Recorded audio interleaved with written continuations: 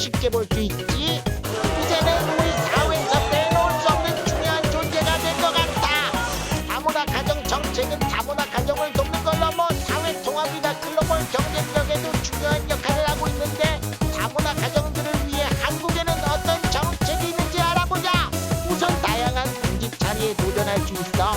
다문화 가정 출신 사람들이 공직에 도전하게 되면 사회 통합은 물론 문화 다양성도 늘어나고 포용적인 사회로 한 발 더 나아갈 수 있을 거야.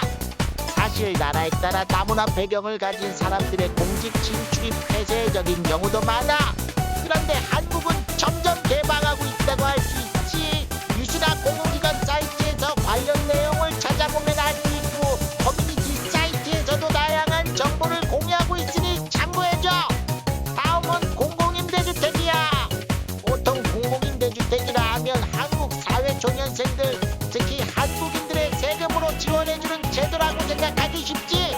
그런데 다문화 가정에 속한다면 비교적 낮은 경쟁률로 합리적인 조건의 집을 구할 수 있어. 특히 최근 제주도나 강원도 같은 곳에서 외국인을 쉽게 볼 수 있는 것도 이런 정책 덕분에 가능해진 게 아닌가 싶어. 그리고 관련 대출도 저금리로 이용할 수 있다는 점, 이거 생각보다 큰 혜택이니 꼭 참고하길 바랄게. 다음은 대학교 특별 전형이야. 대학교는 전문 지식과 기술을 배우고 또 사회적 이동을 가능하게 하는 데 중요한 역할을 하는데, 이 대학교를 들어갈 때도 다문화 가정이나 외국인이라면 비교적 쉽게 들어갈 수 있다는 거. 특히 한국에 정착하려는 사람에겐 큰 기회야. 굳이 한국인처럼 불필요한 공부를 많이 하지 않아도 자신이 잘하는 분야에 집중하면서 효율적으로 학력을 올릴 수 있거든.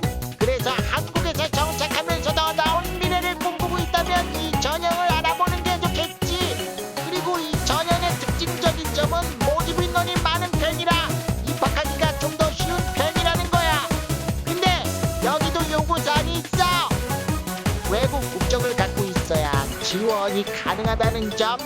참고로 대만 출신이라면 부모 중 한 명이 한국 국적인 경우에도 지원 가능한 대학교가 있다는 사실, 이거 몰랐다면 지금이라도 잘 참고하는 게 좋겠지. 그리고 의과대학도 문제없이 들어갈 수 있다는 거, 이게 생각보다 잘 알려지지 않아서 사람들이 모르는 경우가 많아. 절차를 좀 따라가면 되는데 크게 두 가지 길이 있어. 1번은 화교인 경우, 2번은 다문화 가정 혜택을 활용하는 경우라 생각하면 될 거야. 이 절차만 제대로 밟고 면접만 잘 보면 의사 되는 길이 확 열린다는 거지.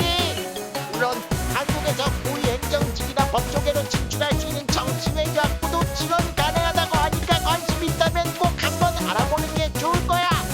뿐만 아니라 학생이라면 걱정할 문제, 경제적인 부분도 걱정하지 않아도 돼.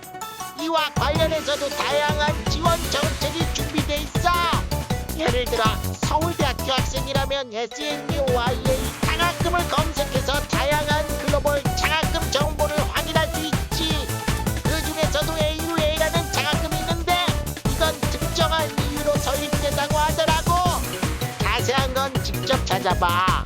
그 외에도 받을 수 있는 글로벌 장학금이 많으니까 한번 찾아보길 바랄게. 그럼 여기까지 봐줘서 고맙고 구독과 좋아요 눌러